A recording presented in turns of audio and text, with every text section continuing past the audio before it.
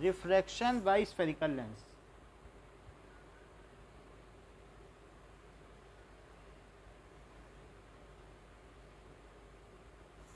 अब देखिए कि जो लेंस होता है उसमें दो रिफ्रैक्टिंग सरफेसेस हैं, these are two refracting surfaces. So it has two refracting surface, तो इसको अगर हम करेंगे तो ये भी किसी स्फीयर का पार्ट होगी, और जो इधर वाली है वो भी तो किसी न किसी स्फीयर का पार्ट होगी कि नहीं। सो ये दो रिफ्लेक्टिंग सरफेस हो गई। So these are part of some sphere. कोई लार्जर भी हो सकता है, कोई स्मॉलर भी हो सकता है, ये जरूरी नहीं है। ऐसा भी हो सकता है कि एक ऐसी हो सरफेस थोड़ी कॉन्वेक्स और दूसरी कैसी हो, क्या ज़्यादा कॉन्वेक्स भी हो सकती है। एक का स्फीयर बहुत छोटा सा बने और दूसरे का बहुत बड़ा बन जाए, क्या ये भी हो सकता है। बस इतना ही ज़रूरी है कि वो किसी स्फीयर का पार्ट हो, ऐसा हो सकता है ना। तो अब इसमें जो लेंस है तो ये इसकी फर्स्ट रिफ्रैक्टिंग सरफेस है, क्योंकि लाइट पहले किससे जाएगी,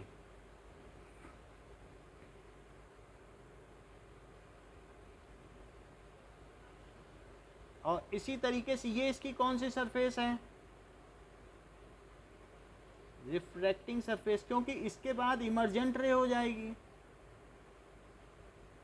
तो इसमें लेंस में दो सरफेसेस है, first refracting surface and second refracting surface. Now अब देखिए कि जो इधर वाला स्फीयर है क्या उसका भी एक सेंटर ऑफ कर्वेचर होगा, और इधर वाले का भी सेंटर ऑफ कर्वेचर होगा।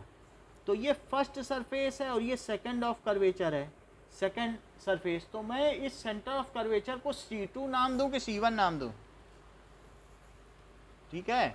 चलो इसमें खैर इन्होंने ऐसे नाम दे दिया है कि C1 ही इसको नाम दिया है, बट ये इट इज सेकंड वाले का कर्वेचर है। ये किसका कर्वेचर है, सेकंड वाले का। और इधर वाले को क्या नाम दिया है, C2। ये आपके में ऐसा सिंप्लिसिटी के लिए दिया है डिटेल की वजह से, लेकिन 11th या 12th में जाएंगे तो आपको पता चल जाएगा इसे C2 कहना चाहिए और इसे क्या कहना चाहिए, C1, क्योंकि फर्स्ट रिफ्रैक्टिंग सरफेस या फर्स्ट का कर्वेचर किधर पड़ रहा है, इधर। तो लेकिन इन्होंने फ्लैटली C1 C2 कहा है। ऐसा क्यों कहा है वो मैं बता देता हूँ, क्योंकि जरा इधर देखो, ये लेंस होगा तो उसका C1 किधर पड़ेगा बताओ, क्या उसका इधर ही पड़ जाएगा।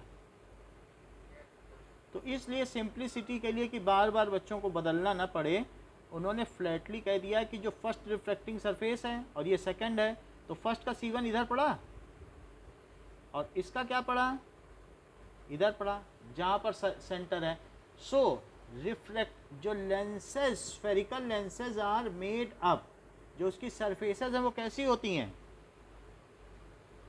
स्फेरिकल लेंसेज जो भी हैं हैव सरफेसेज या reflecting surfaces,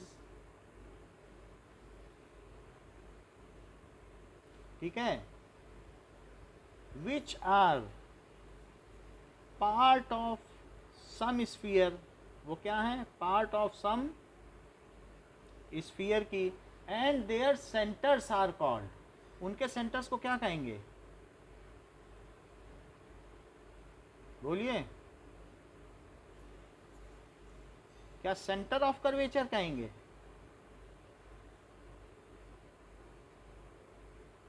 so there centres will be called center of curvature. तो C1 C2 क्या हो गया, क्या सेंटर ऑफ कर्वेचर है, C1 and C2 are called center of curvature.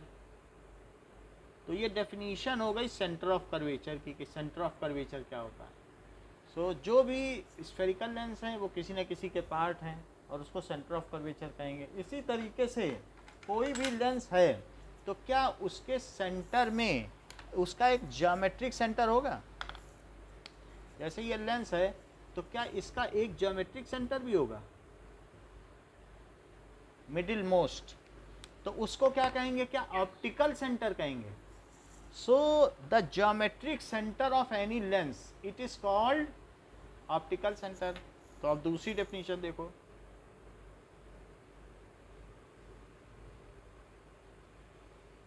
That is geometric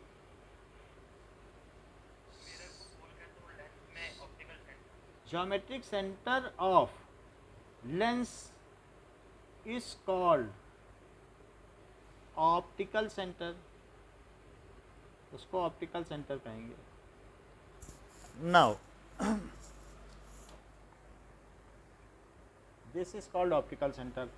अब देखिए, तो जो दो हमारे पास लेंस हैं, इसमें ऑप्टिकल सेंटर यहाँ पे हुआ ठीक मिडिल में, और दूसरे वाले में ऑप्टिकल सेंटर कहाँ हुआ, जो कॉनकेव है, जिसकी सरफेसेस कैसी हैं, बल्ज्ड इन हैं, उसमें ऑप्टिकल सेंटर कहाँ हुआ, यहाँ हुआ। And it is denoted by O, इसको किससे डिनोट करेंगे, ओ से। इस वाले की सेंटर ऑफ कर्वेचर कहाँ से जाएगी,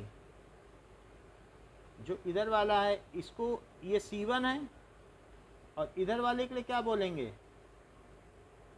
C2, और C1 C2 और O से पास होने वाली लाइन को क्या बोलेंगे, क्या प्रिंसिपल एक्सिस, ये प्रिंसिपल एक्सिस हो गई। तो इस लाइन को बोलेंगे principal axis. Optical center it is denoted by, इसको किससे व्यक्त किया जाएगा, ओ से व्यक्त किया जाएगा।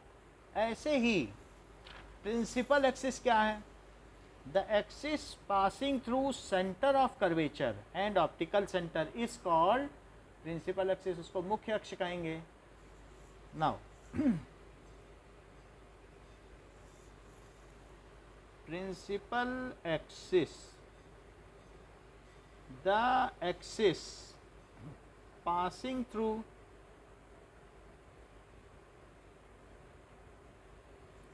center of curvatures and, और किससे, center of curvatures and optical center, optical centre is called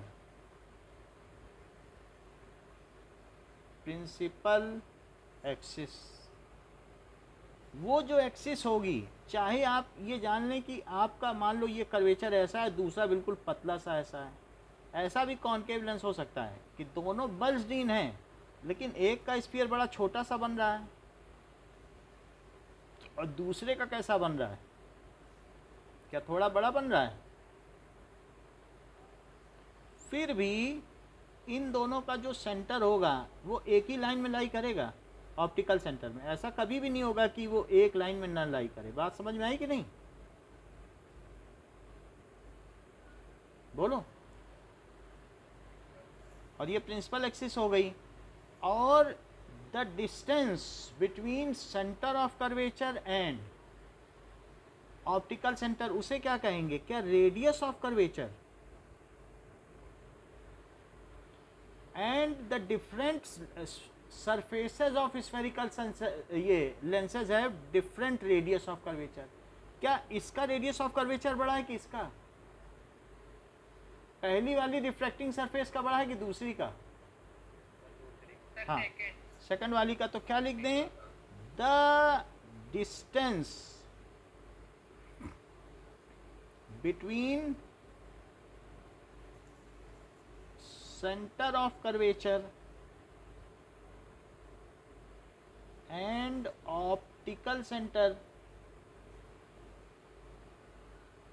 is called radius of curvature, उसको radius of curvature कहेंगे। value of R1 and R2 it is denoted by, जैसे पहले किया जाता था, it is denoted by, वहाँ तो एक मिरर था तो सिर्फ एक रेडियस ऑफ कर्वेचर था, यहाँ तो 2 स्फेरिकल सरफेसेस हैं, तो उनको R1 एंड R2 कहा जाएगा। R1 एंड R2 क्यों कहा जाएगा, as spherical lens has 2 spherical surfaces,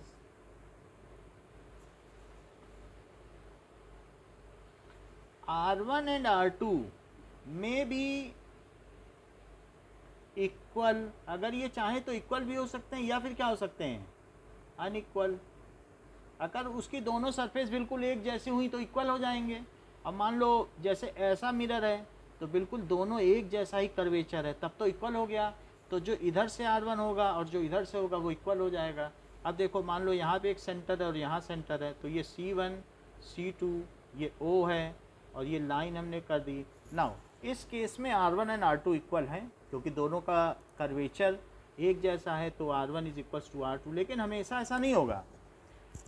अच्छा, ये R2 हो गया, ये सेंटर से लिया जाएगा और ये भी सेंटर से लिया जाएगा, यानी जो लेंस है उसके बीच में से एक लाइन पास करो, वहीं से ऑप्टिकल सेंटर पास करेगा। Optical centre lies with in the centre, with in the lens, अंदर पड़ता है ये। लेकिन कई बार ऐसा भी हो सकता है, जैसे ये देखो कि ये लेंस है, इसमें भी बिल्कुल सिमेट्रिक है, तो सिमेट्रिक की वजह से ये तीन चीज़ें हैं, this is C1, this is C2, this is बीच वाला O है, बीच में एक लाइन पास करना है, ये O हो गया। और ये क्या हुआ, R1, और ये क्या हुआ, R2, ये होगा R1 एंड R2 हो गया। अब ज़रा देखें, कभी कभी ऐसी बात भी होगी कि एक सरफेस बहुत ज़्यादा वैसी हुई और दूसरी कैसी हुई, पतली। तो ऐसे केस में जो इनका रेडियस ऑफ कर्वेचर होगा वो डिफर कर जाएगा। एक का स्फीयर ऐसे बन रहा है और जो दूसरा बना है वो तो बिल्कुल छोटा सा बन रहा है, तो क्या R1 R2 सेम होगा? जब चश्मे वाले के पास जाओगे तो आपको पता चल जाएगा। लेकिन इनके बीच से जाने वाली जो एपेक्स से जाने वाली लाइन होगी वो क्या कहलाएगी, O। अच्छा, ये C1 है, ये C2 है, तो बताओ यहाँ R1 बड़ा कि R2? तो R1 is not equal to R2, ऐसा है। अगर मान लो इस लेंस में लाइट डाली जाए और कोई इसको पलट दे, ऐसे लाइट डाले, तो बताओ दोनों में जो इमेज बनेगी उसमें फ़र्क आएगा कि नहीं आएगा? इसी को जस्ट इन्वर्ट कर दिया गया, तो इसमें कोई फ़र्क नहीं आएगा। यानी lens behaves in the similar fashion if kept one sided or inverted। Lens में कोई भी फर्क नहीं आएगा। अभी मैं बता रहा हूँ, ऐसे जस्टिफिकेशन दूंगा। ये एक कन्वर्जिंग लेंस है, अगर इसमें रेस पड़ेंगी तो क्या ये दब जाएंगी कहीं? तो ये दब जाएंगी। ये इसी तरीके से इसमें रे पड़ेगी तो वो क्या होगी, क्या वो भी दब जाएगी? ये दब जाएगी। लेकिन जो भी जहां पर भी रे दबेगी, क्या उसको फोकस कहेंगे? That is called focus. तो where the ray meet after refraction, that is called focus. अच्छा, ये हमने आपको बताई कि mirror behaves in similar fashion if it is also kept inverted, यानी उसकी जो सरफेस चेंज कर दी जाए। इफ जो फर्स्ट रिफ्रैक्टिंग सरफेस की जगह सेकंड वाली को रख दिया जाए। सो ये sorry, lens behaves in similar manner if it's refracting, हाँ वो तो बताएंगे ना आपको। If it's refracting surfaces are, ये क्या कर दी जाए, रिवर्टेड। क्या कर दी जाए बताइए, पलट दो तो दब, तो वो एक जैसा ही बिहेव करेगा। अब जैसा कि आपका प्रश्न है कि अगर इसमें रेज हैं तो दब क्यों रही हैं, अभी तक हमने क्या क्या सीखा? अभी तक हमने सेंटर ऑफ कर्वेचर सीखा, रेडियस ऑफ कर्वेचर सीखा, प्रिंसिपल एक्सिस सीखा और ऑप्टिक सेंटर। बोलो इतनी बात समझ में आई? अच्छा, अब ये देखो एपर्चर क्या होता है। द डिस्टेंस बिटवीन, किसके किसके बीच की डिस्टेंस, डायामेट्रिकली अपोजिट,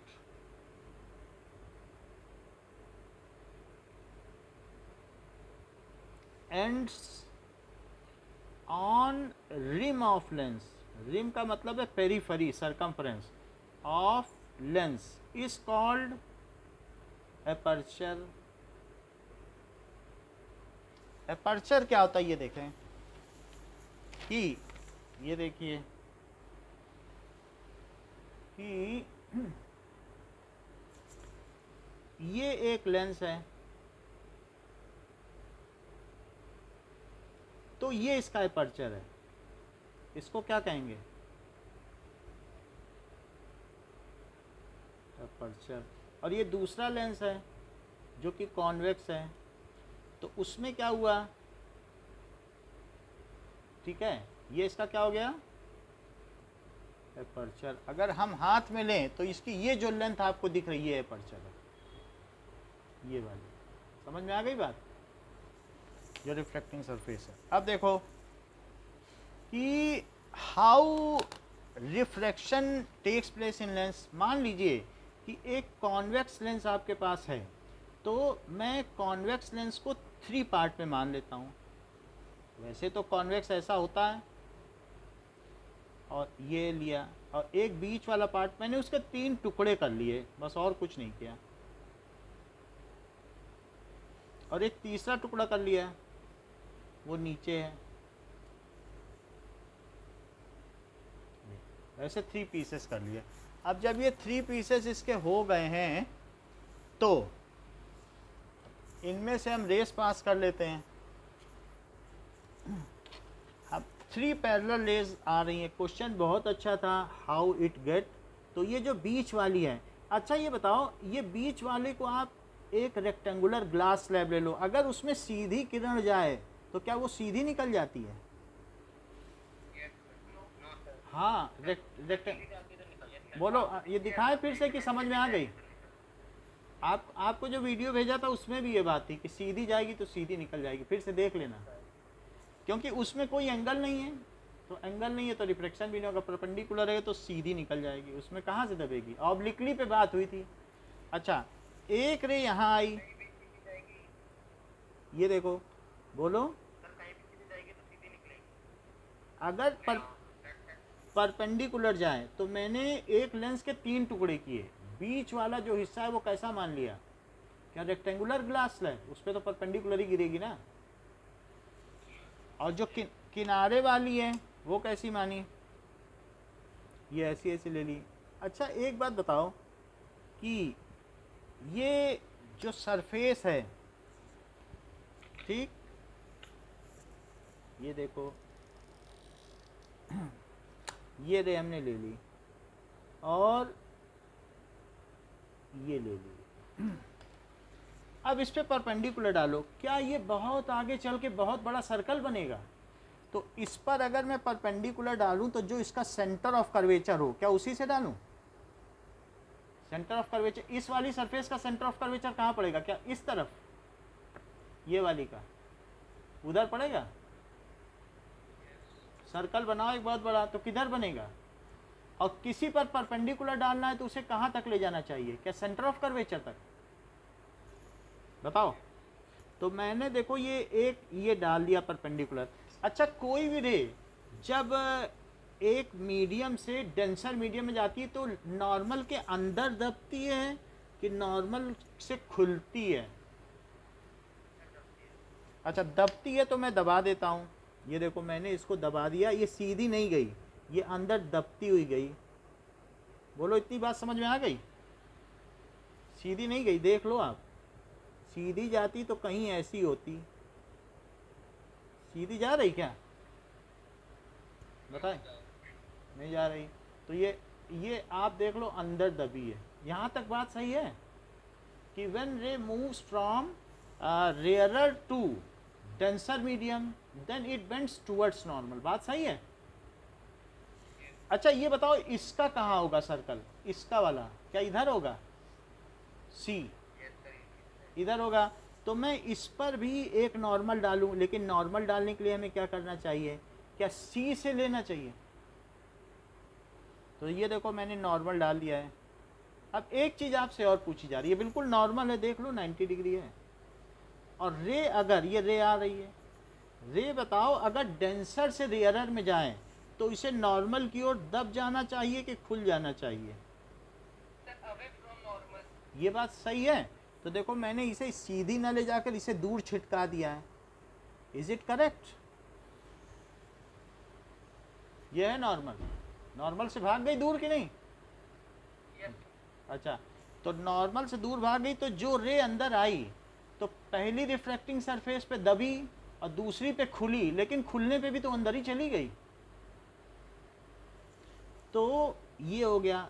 अब क्या यही हाल कुछ कुछ दूसरी रे का भी होगा, ऊपर वाली का भी? ऊपर वाले में भी एक परपेंडिकुलर डालो, ये परपेंडिकुलर सी तक जाएगा, क्योंकि इसका स्फीयर किधर बनेगा बताओ, इसका सर्कल। ये हमने परपेंडिकुलर डाल दिया। अब बताओ कुणाल, ये अंदर दबेगी कि खुलेगी?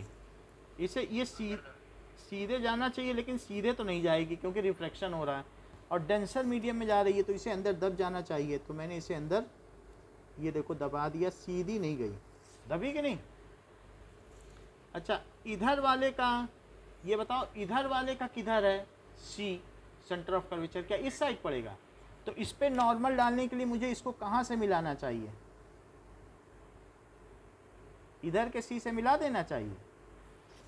अच्छा, ये रे इधर आ रही है।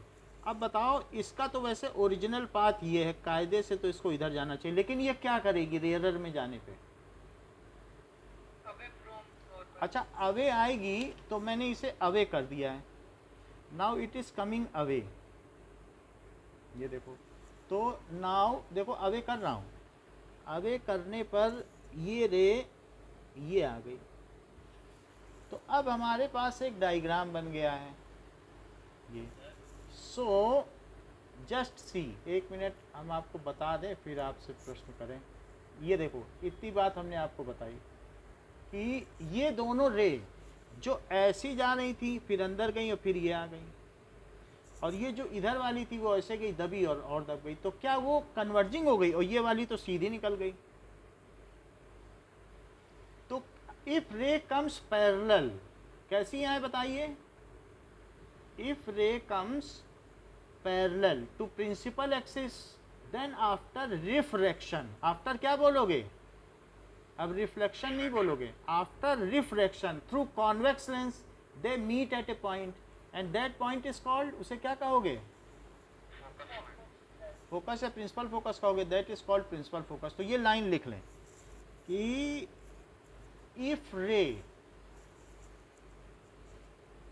rays falls parallel to principal axis, तो क्या होगा? if ray falls parallel to हाँ बोलो।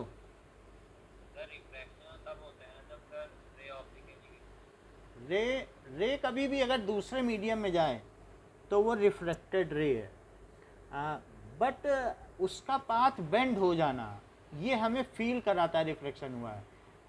अदरवाइज रिफ्लेक्शन तो हुआ ही है। When ray moves from one medium to other, then its speed changes, it is called refraction and its effect can be visualized by bending of ray। अगर pencil को पानी में डाल दोगे तो क्या टेढ़ी दिखेगी? करके देख लेना एक ग्लास में पानी लेके। तो इसका मतलब है वैसे ही रे बेंड होती है। So if ray falls parallel to principal axis, then after refraction, then falls parallel to principal axis, then after refraction through convex lens, it get, ये क्या हो जाएगा? it get converged, या ये कह सकते हो it meets at a point। सबसे सिंपल लैंग्वेज क्या है? अगर कन्वर्ज का मतलब नहीं समझ में आ रहा है कि कन्वर्ज का मतलब है मिल जाना, so it meets at a point। ठीक है? इट इज कॉल्ड, इसे क्या कहेंगे? Principal focus. इसे क्या कहेंगे बोलो? इसे एफ से डिनोट करेंगे। अच्छा ये बताओ कि मान लो मेरे पास एक लेंस ऐसा है ये, और इसमें मुझको ये रे दिखानी है, एक ऊपर से आई एक नीचे से आई, तो फिर मैं थोड़ा सा यहाँ दबाऊं और फिर थोड़ा सा आगे दबा दूं, 2 जगह दबाना चाहिए कि नहीं, बोलो, क्योंकि देख लो, अच्छा ये देख लो, मैं पता चलेगा अभी, इधर देखो जो हमने ऊपर बताया था उसी का एप्लीकेशन है कि यहाँ पे देखो कि फर्स्ट रिफ्रैक्टिंग सरफेस में क्या हुई, ये प्रिंसिपल एक्सिस की ओर आ गई कि नहीं, it has moved toward principal axis. समझ में आ गई बात कि नहीं? तो देखो इसमें भी हमने क्या किया, it is now moved toward principal axis, और फिर थोड़ा और मूव करी, यहाँ पर नॉर्मल की ओर आने की वजह से मूव करी और यहाँ पर नॉर्मल से हटने की वजह से मूव करी। चेक कर लो सारा जस्टिफिकेशन, इज इट करेक्ट? तो ऐसा हमें फिगर बनाना चाहिए और ये फोकस हो गया। लेकिन आपकी बुक कहती है चूंकि आप लोग छोटे क्लास में हो तो आपको ऐसा करने की ज़रूरत नहीं है और हम आपको छूट देते हैं। वो कह रही है बुक का एक आपका डायग्राम कह रहा है कि देखो बुक का डायग्राम देखो, सो इट इज़ टेलिंग कि इसके बीच में एक लाइन खींचो, लाइन खींच लिया ये, और कह रही है कि ये जो भी आपके प्रिंसिपल एक्सिस से आने वाली रे है आप यहाँ से सिर्फ एक बार मोड़ दो, इतनी हम आपको छूट देते हैं। वैसे तो लेंस के बीच में ऐसा कोई चमत्कार तो नहीं हो जाएगा कि वो कहेगी हम बीच रास्ते में पहुँच गए अब हमें मुड़ना चाहिए, ऐसी कोई कर्टसी तो है नहीं ना। बेंडिंग कहाँ होती है बताइए, बेंडिंग कहाँ होनी चाहिए, सरफेस पे, इस सरफेस पे हो या इस सरफेस पे। तो आप अपना फिगर देख लो, लेकिन आपकी बुक में बेंडिंग कहाँ कराई जा रही है, क्या ये लेंस के बीच 10.12 देखो, क्या बेंडिंग बीचों बीच में कराई जा रही है? तो आप भी ऐसे ही करो, जब ठीक है जैसा देश वैसा भेष, जब बुक कर रही है सारे लोग कर रहे हैं तो क्यों ना आप भी फ़ायदा उठाओ। 11th में जाएंगे तो देखा जाएगा, तब ऐसे कर लेंगे। असली चीज़ तो हमें पता ही है। तो आपको अगर मान लीजिए बहुत सारी रेज दिखाई दे रही हैं, then how will make the ray diagram. तो ये देखो ये कॉन्वेक्स लेंस है और इस पर बहुत सारी रे पड़ रही, तो सबसे पहले आप क्या कर लो, इसके बीच में ये ऐसे ले लें, and this is principal axis जो किससे किससे पास हो रही है, C1 C2 और ऑप्टिकल सेंटर। अच्छा इसमें आप इसके पैरेलल रे ले लो, ये रे ले ली, फिर ये रे लो और फिर इसके बाद यहाँ पर भी ले लो, दीज आर पैरेलल रेज। सो आपने पैरेलल रेज ले ली।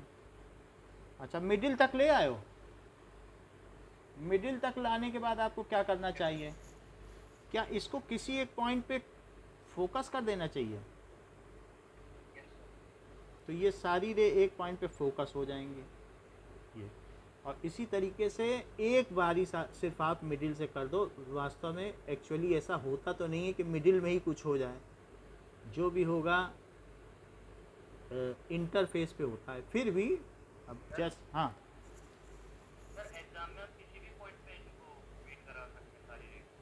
किसी भी पॉइंट पे करा देना, बस आप एक रे डायग्राम बना देना। अभी रूल आपको बता देंगे, रूल तो बताएंगे तभी तो आप एक रे डायग्राम बनाओगे। कुछ रूल्स तो इसके भी होंगे, वैसे उसके रूल्स बिल्कुल वैसे ही हैं जैसे पहले किए हैं। ये फोकस हो गया, और जो ऑप्टिकल सेंटर से फोकस तक की डिस्टेंस होगी उसे क्या कहेंगे,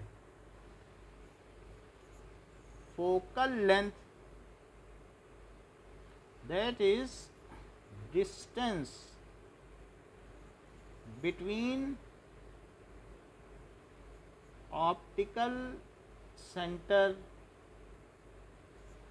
to principal focus is called, उसे क्या कहेंगे, फोकल लेंथ, जिसे किससे डिनोट करेंगे, क्या एफ से, तो इसको स्मॉल एफ से डिनोट कर देंगे। अच्छा अगर मान लो इसमें रेज दूसरी तरफ से गिरती तो क्या होता, या इसके सरफेस को हम इंटरचेंज कर देते हैं तो, या दूसरी तरफ से गिराते, तो क्या ये जो रेज होती वो इधर भी उतने ही डिस्टेंस पे मिलती? लेंस आप पलट दो तो कोई पता नहीं लगा सकता है कि उसका क्या बिहेवियर है, क्योंकि रेज जितनी डिस्टेंस पे उधर मिल रही थी अब इतनी ही डिस्टेंस पे इधर मिलने लगेंगी।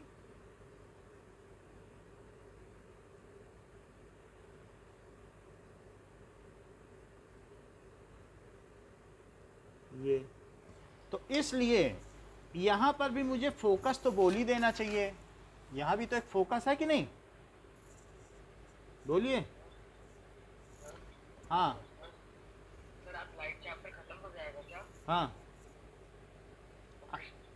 अब देखो जैसे उधर फोकस है तो क्या इधर भी फोकस होगा वैसे ही, बोलो। और उसकी लेंथ भी उसी तरीके से होगी। तो इसलिए इस फोकस को, क्योंकि लाइट इधर से डाली नहीं जा सकती, लाइट हमें हमेशा किधर से डालना चाहिए, लेफ्ट से, लेफ्ट से। तो वो आपका प्रिंसिपल फोकस हुआ। लेफ्ट से डालोगे तो यहाँ मिलेगी, यहाँ तो कभी मिलने नहीं वाली, लेकिन इतनी डिस्टेंस को इधर भी मान्यता दी गई है, तो इसको कहना प्रिंसिपल फोकस, प्रिंसिपल फोकस। और इसे क्या कहोगे, क्या सेकेंडरी फोकस, क्योंकि आप लाइट उधर से डाल नहीं सकते, कन्वेंशन कहता है कि आपको इधर से ही डालना है। तो इसे क्या कहोगे, बोलो। At the same distance on other side of principal focus on principal axis there is secondary focus. बोलो, बात समझ में आ गई।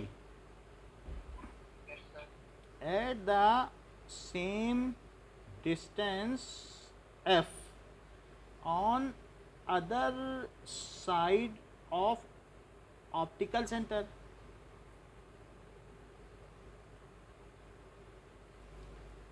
ठीक है, on principal axis, on principal axis there is another focus, उसे क्या कहेंगे, secondary focus, that is called secondary focus. अब जबकि हमने एक लेंस बना दिया है और इसमें दो फोकस हैं, तो हम सिर्फ एफ एफ नहीं कह सकते, उन्हें क्या कहना चाहिए, क्या F1 F2 बोलें। अब मुझे इसमें बताइए, इस कॉन्वेक्स लेंस में F1 कौन सा फोकस है, प्रिंसिपल फोकस है कि सेकेंडरी फोकस, और F2 कौन है, बोलो। So F1 is secondary focus and F2 is principal focus. ये कॉन्वेक्स लेंस में है। क्या कॉन्वेक्स लेंस को यहाँ कन्वर्जिंग लेंस बोलोगे?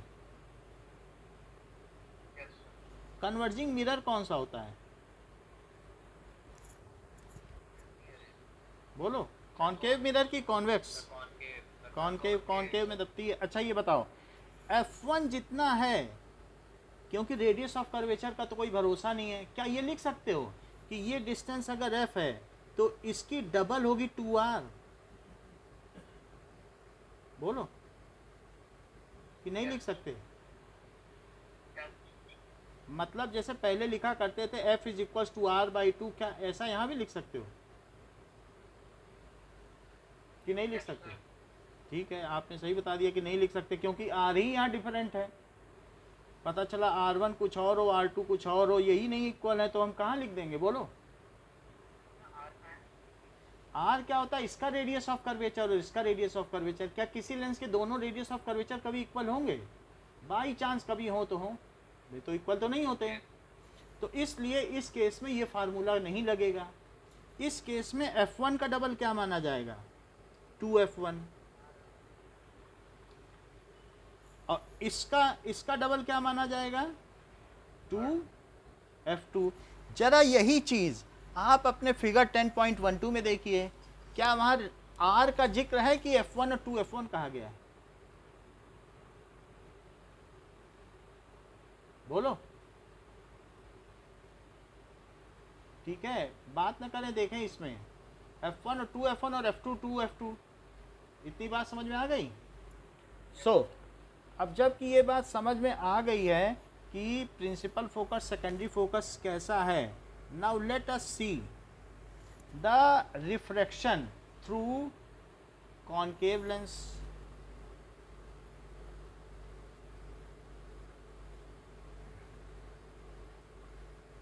सर इसमें एक ही केस है क्या? इसके 6 केस हैं। Convex lens behaves like concave mirror, और कॉनकेव में 2 केस बनेंगे। तो आपने तो एक ही केस बताया। अभी तो हम इसके रूल्स बताएंगे कि इमेज कैसे बनेगी, अभी फिर उसके बाद साइन कन्वेंशन बताएंगे, तब तो केसेस बताएंगे। अभी हम कैसे बता दें आपको केसेस? बोलो, पहले हमने क्या किया था? पहले हमने वहाँ बताया था कि कैसे इमेज दबती है खुलती है मिरर में, वो चीज़ इसमें भी करनी पड़ेगी ना। बिना रूल बताया आपको, अगर रूल तो आपने बताया नहीं और इमेज फॉर्मेशन कराने लग गए। तो अब जरा देखो कि यहाँ पर जो कॉनकेव मिरर होगा ये लेंस होगा। अब ये देखो, इसके लिए आप क्या करो, 2 सरफेस ले लो, एक यहाँ तक ले लो ये, और बीच की सरफेस थोड़ी सी ऐसे ले लो, और फिर नीचे वाली है ये वही मिरर, लेकिन हमने इसको 3 पार्ट में लिया है। समझ में आ गई बात? अच्छा, अब इसमें भी वही काम करो जो पहले किया था, और वही सारी चीज़ें लगाओ और देखो कि क्या होता है। क्या जो रे परपेंडिकुलर जाएगी तो क्या वो वैसे ही निकल जाएगी? बीच वाला आपने ले लिया रेक्टेंगुलर ग्लास स्लैब, और ऊपर से जो जा रही है तो एक ऐसे गई इस वाले में, और एक इसमें गई ये। अच्छा, ये बताओ इसका रेडियस ऑफ कर्वेचर किधर है? क्या इधर पड़ेगा? इधर आएगा? तो इस पे परपेंडिकुलर कहाँ से डालें? क्या C1 से डालें? तो मैंने देखो बिल्कुल परपेंडिकुलर डाला है। आप परपेंडिकुलर देख लेना, ये 90 डिग्री लग भी रहा है। ऐसा नहीं कि मैं सिर्फ परपेंडिकुलर बोल रहा हूँ, लग नहीं रहा। लग रहा है कि नहीं 90 डिग्री? अच्छा, ये बताओ अस्मित, ये रे गई, इसमें अब ग्लास में जाने के बाद इसे कहाँ जाना चाहिए? नॉर्मल की ओर जाना चाहिए कि नॉर्मल से दूर? नॉर्मल की ओर। अच्छा, नॉर्मल की तरफ जाना चाहिए। It should bend towards normal, so I have made it bend toward normal. ये नॉर्मल की तरफ गई है और इसने अपना नॉर्मल रूट फॉलो नहीं किया है। वैसे जाना इसको सीधे चाहिए था, लेकिन क्या ये सीधे गई कि दब गई? अच्छा, दब गई। अब देखो, ये जो दूसरी सरफेस है इस पर फिर से रिफ्रैक्शन होना है, लेकिन इस पे पहले हमें परपेंडिकुलर डालना पड़ेगा, नॉर्मल तो डालना पड़ेगा। तो मैं C से नॉर्मल डालता हूँ। इसका कहीं C उस तरफ होगा तो नॉर्मल है ना, ये ऐसी सरफेस है कि नहीं? तो C से अगर आप मिला देते हो सेंटर ऑफ कर्वेचर से तो उसे नॉर्मल माना जाता है। तो मैंने नॉर्मल डाल दिया। अब ये रेख क्या होगी? ये 90 डिग्री है बिल्कुल। ये रेख क्या होगी?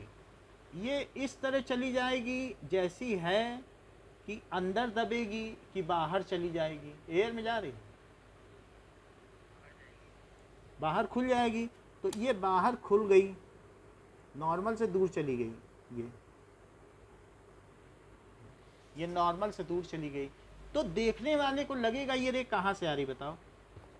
वो सोचेगा कि प्रकाश तो सीधी रेखा में चलता है, तो जरूर ये रे कहीं ना कहीं पीछे से आ रही, क्योंकि मीडियम ट्रांसपेरेंट है एंड हिज आइज में बी इजिली डिसीव्ड। तो ये पीछे डॉटेड सोचेगा यहाँ से आ रही, जबकि रे का एक्चुअल रूट क्या है? इधर से आई, इधर गई, उधर गई। बट लेकिन उसे तो ऐसा नहीं लगेगा। वो सोचेगा कि जहाँ आ रही है तो कहीं पीछे से सीधी आ रही है, क्योंकि हमारी आई को प्रैक्टिस ऐसा देखनी, ऐसे गई, ऐसे गई, ऐसे गई, तो उसे यहाँ से लगेगा। अच्छा, इस रे के बारे में देखो, मैंने इस पर परपेंडिकुलर डाल दिया है, और अब इसे क्या करूँ? क्या नॉर्मल की ओर दबा दूँ अपने पास से, और फिर इस पर भी परपेंडिकुलर डाल दो? तो अब क्या करूँ? इसे नॉर्मल से दूर कर दूँ क्या? तो इसको भी नॉर्मल से दूर कर दो। Now it has moved away from normal. ये तो अपने एक्चुअल पाथ में ना जाके ये देखो दूर चली गई। जाना इसे कैसा चाहिए था? क्या ऐसे जाना चाहिए था? जैसी जा रही थी वैसी चली जाती। क्या ज़रूरत थी नॉर्मल से हटने की? लेकिन जब भी लाइट रेयरर मीडियम में जाती है तो नॉर्मल से कहाँ चली जाती है, दूर। और ये कहाँ गई, क्या ये नॉर्मल की ओर दब गई, देख लो दब गई है, चेक कर लो दबी है कि नहीं नॉर्मल की ओर, पहले दबी और फिर बाद में क्या हो गई, क्या खुली, नॉर्मल से हट गई, इस वाले पे अभी हो गई ना। ये ऐसे जाती तो ये ऐसे, ये या तो अंदर दब जाती या खुल जाती, तो इसने क्या पसंद किया, अंदर दबना पसंद किया कि खुलना, खुलना पसंद किया। अब इस चीज को पीछे मिलाओ, तो पीछे मिलाने पे क्या होगा, इफ इट इज मेट, तो इसको if it is produced in backward direction, तो ये देखने वाले को लगेगा कि कहीं यहाँ से रे आ रही है, ये देखो पीछे मिला दिया। तो अब आप देखो क्या ये दोनों रे जो गई हैं तो वो कहाँ से आती हुई प्रतीत हो रही हैं,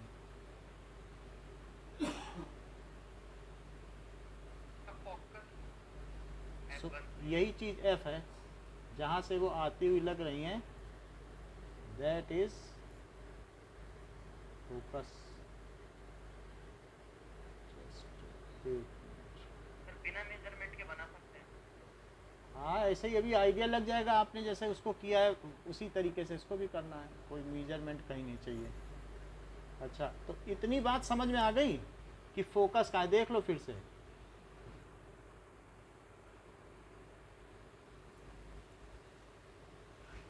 ये समझ में तो आ गया, पर फिर वो तब ये मतलब डायरेक्ट तो नहीं पर ऑप्शन क्या, डायरेक्ट बोलो बोलो, पूछेंगे तो बता देंगे, बताइए क्या पूछ रहे हैं। सर ये कौन लेंस के लिए भी रिफ्रैक्टिव इंडेक्स होगा क्या?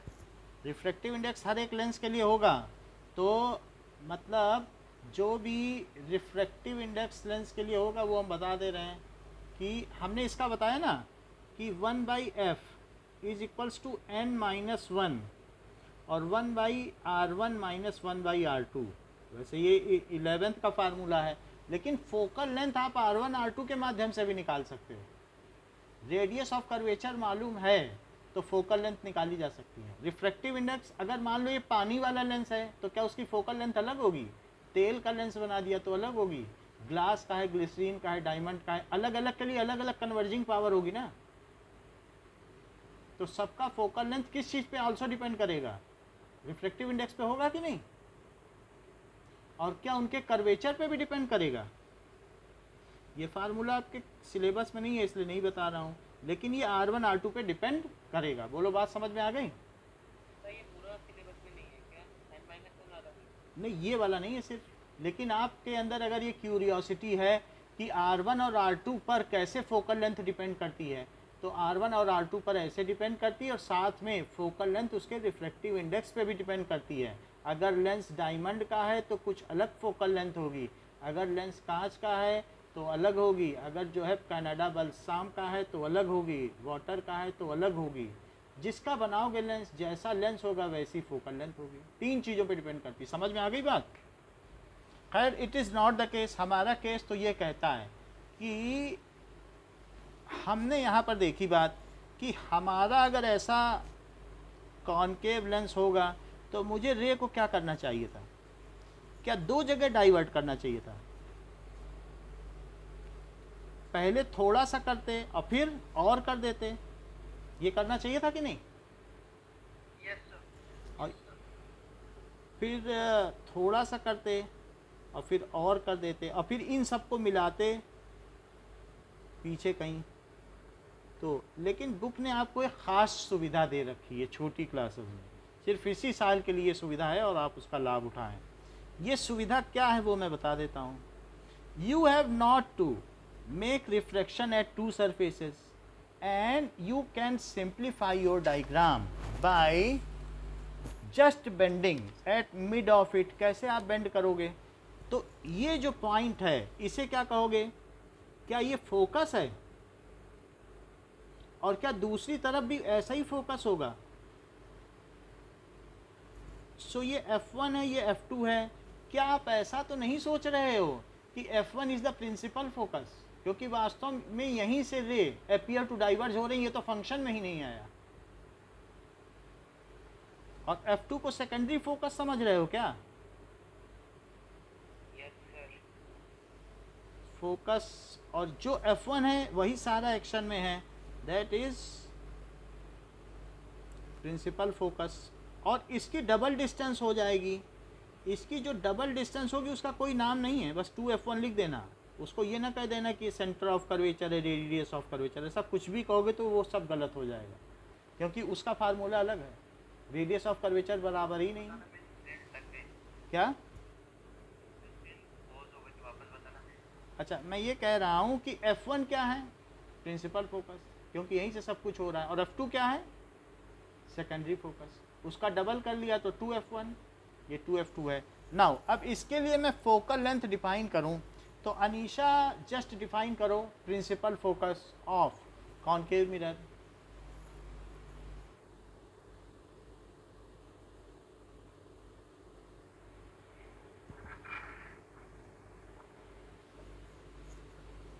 बोलो।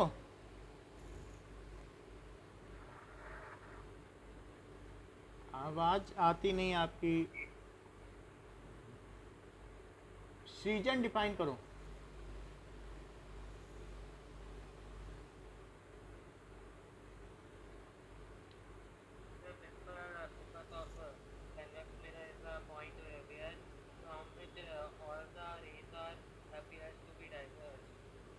अच्छा, कुणाल करो फिर। हाँ, अब बात आ गई। When rays falls parallel to principal axis then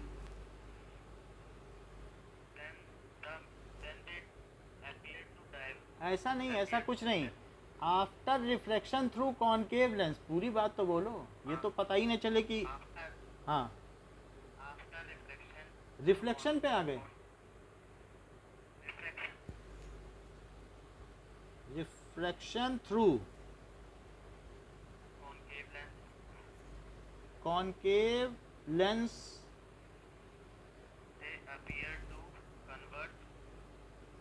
कहाँ कन्वर्ज हो रही है? तो खुल रही हैं, फैल रही हैं। ये अभिसारी किरणें हैं, ये खुल रही है ना प्रिंसिपल एक्सिस से, then they appear to diverge from a point. This point is called principal focus of concave lens। अच्छा, the distance between principal focus and optical center को क्या कहोगे?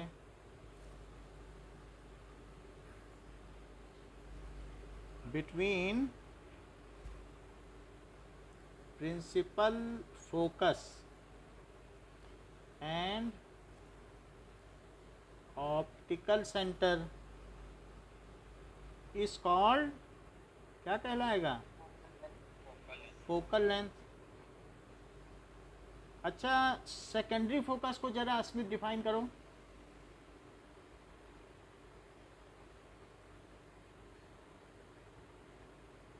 बोलो।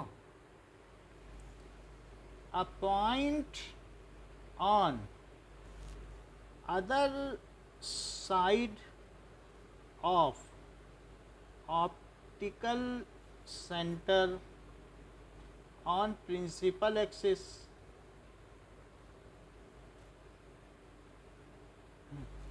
at a distance f from it is called, उसे क्या कहेंगे? Secondary focus. उसे secondary focus कहेंगे। लेकिन हमने आपको ये बताया ही नहीं कि आपको सुविधा क्या दी गई है। एक सुविधा भी मिली है आपको, उस चीज़ की मैं आपको जानकारी दे दूं कि इन केस अगर आपको कॉनकेव लेंस से डायग्राम बनाना है तो आप क्या कर सकते हो, 2 रिफ्रैक्शन से बच सकते हो, and you can make 1 refraction. वो कैसा है, आप सबसे पहले क्या करो, इसके बीच में से ऑप्टिकल सेंटर से पास करती हुई क्या लो, ये, और ये देखिए कि अगर रे आ रही हैं तो रे को कैसे लेना है, यहाँ से ऐसे ले लो,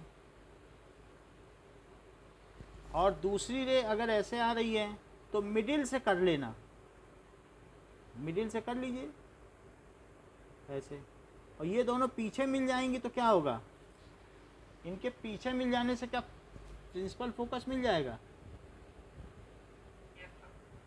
इसको पीछे मिला दो, और जो F1 होगा क्या उसका डबल 2F1 होगा, और जो F2 होगा उसका डबल 2F2 होगा, और ये O होगा। अच्छा, 2 इसमें एरो बनेंगे, एक आफ्टर रिफ्रैक्शन और एक बिफोर रिफ्रैक्शन, लेंस के बीच में बनाने की ज़रूरत नहीं है। तो ये बात हमने आपको बता दी कि हाँ, सर ये जो F1 है इक्वल टू 2F1 है, सर ये R1 होगा ना? R1 R2 की बात मत करो, इसमें R1 R2 ही अलग अलग हैं। तो किस R की बात कर रहे हो, आपको किसी का, अगर लेंस का एक सरफेस ज़्यादा कर्वेचर है दूसरे का वैसा, पलट दोगे तो क्या फोकल लेंथ बदल जाएगी, कुछ नहीं बदलेगी। तो R1 और R2 ही अलग अलग हैं। तो मैं ये कह रहा हूँ कि ये देखो, मान लीजिए कि मेरे पास एक ऐसा लेंस है और ये इसकी ये कर्वेचर ज़्यादा दिख रही है, ये अच्छा, मान लो मैंने इसमें पैरेलल रेस डाली और फिर ये यहाँ मिल गया, ये 10 सेंटीमीटर है, 10 सेंटीमीटर पे मिला। अच्छा, मैं थोड़ा पानी पीने गया, चाय पीने गया, तो एक स्टूडेंट ने चालाकी क्या की मेरे साथ, इसका ये कर्व वाला सरफेस इधर रख दिया और ये पतला वाला इधर रख दिया, पलट दिया उसने हमारे लेंस को ही। तो क्या मैं आऊँगा तो भी कुछ मेरे उस पर फ़र्क नहीं पड़ेगा कि पड़ जाएगा, सर नहीं पड़ेगा। तो वही तो मैं कह रहा हूँ कि इसलिए आप R1 R2 की बात मत करो, क्योंकि जो R1 है वो छोटा है इस वाले का, तो फोकल लेंथ को अगर आप बोलोगे, ये बोलना ही अपने आप में गलत होगा, क्योंकि इस वाले का R1 मान लीजिए इस वाले 15 सेंटीमीटर है और इस वाले का R है वो कितना बड़ा है, तो किस R की बात कर रहे हो, कोई पूछ लेगा और बेकार में क्लास में हंसी होगी, तो ऐसा काम ही नहीं करेंगे कि कुछ गड़बड़ हो। बताओ, वो बोलेगा किस R की बात कर रहे हो, तो दोनों तो अलग अलग होते हैं।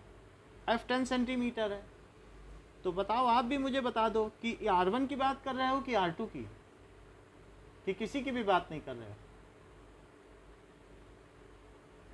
किसी की बात नहीं कर रहे हो, बस F1 का डबल 2F1 है। कोई इससे ज़्यादा पूछे कह दो इससे ज़्यादा मत बोलो, F1 का डबल 2F1, वो पूछे 2F1 क्या है, बोलो सवाल गलत है, क्योंकि आप जानते हो कि R1 R2 अलग अलग है।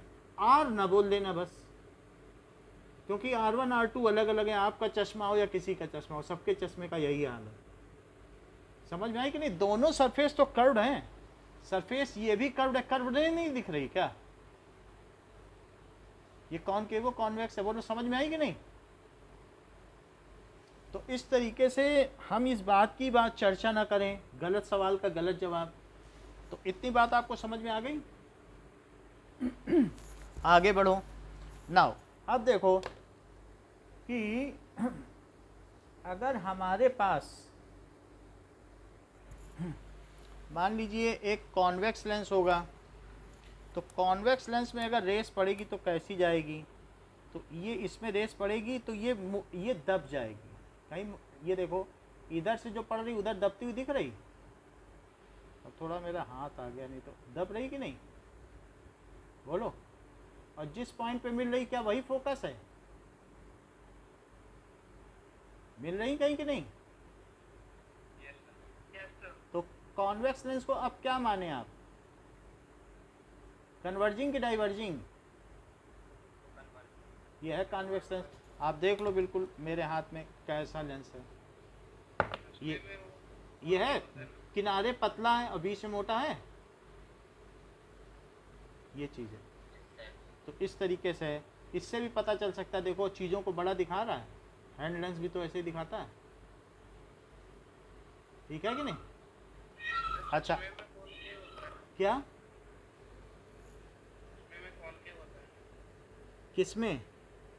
चश्मे में कॉनकेवो कॉन्वेक्स होता तो कॉन्वेक्स ही है। अब देखो इतनी बात आपको समझ में आ गई कि कॉनकेव में क्या होगा। Late us see it again. फिर से एक ऐसा ही हमने फिर से ले लिया। अगर मैं इसमें लाइट डालूं तो क्या आपको कुछ पता चल रहा है? तो फोकस पता चल रहा है क्या? तो फोकस क्या होता है कि जहाँ पे लाइट मिल जाए वही फोकस है क्या? ठीक, इतनी बात समझ में आ गई ना? अब दूसरा देखो, अगर मैं कॉनकेव ले लूँ तो क्या हो? ये देखो, ये कॉनकेव जैसा होगा क्या? सरफेस इसकी कैसी होगी? कॉनकेव जैसा है कि नहीं? ठीक है, तो अब देखो अगर मैं इसमें ऐसा कुछ करूं तो कुछ फ़र्क पड़ता है क्या? कुछ अंतर दिखाई पड़ता है? ऐसा लग रहा है जैसे पीछे से अपीयर टू डाइवर्ज हो। दिख रहा है? तो it appear to diverge from back side. तो इससे क्या पता चला कि अगर इस वाले में जाएंगी तो ऐसी हो जाएंगी। क्लियर है बात? ओके, चलो।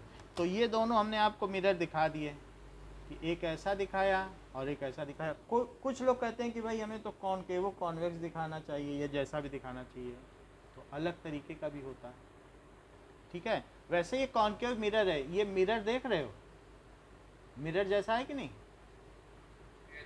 तो अगर ये मिरर जैसा है तो ये इसका बिहेवियर देख लो। ये किधर फोकस करेगा? क्या इधर ही कर देगा? अपनी तरफ कर रहा है कि नहीं? कॉनकेव यही तो करता है।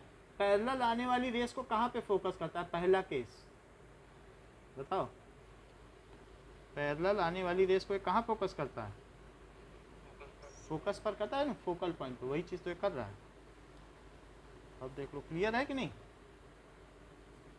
ये और कुछ लोग कहेंगे नहीं हमें तो कॉनकेव का दिखाओ, तो ये कॉनकेव है। कॉनकेव दूर भेज रहा,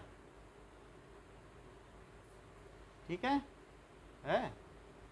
दूर जा रहे कि नहीं? लेंस में तो उल्टा है। लेंस, लेकिन ये मिरर है ना, है तो ये आपको दो दिखाए तो उनके नाम क्या थे? लेंस, ये दो लेंस हैं। एक इसमें क्या है, जिसकी मिडिल सरफेस बल्ज्ड आउट है वो कॉन्वेक्स है, और जिसमें केव है, अंदर गुफा जैसा बना हुआ है, वो कॉनकेव है, और जिसमें वर्टेक्स है, बीच में उठा हुआ है पहाड़ जैसा है, तो कॉन्वेक्स है। बोलो ठीक। अब जबकि इतनी बात आपको पता चल चुकी है, सारी डेफिनेशंस भी पता चल चुकी है, लेट अस सी कि rules for formation of image. तो now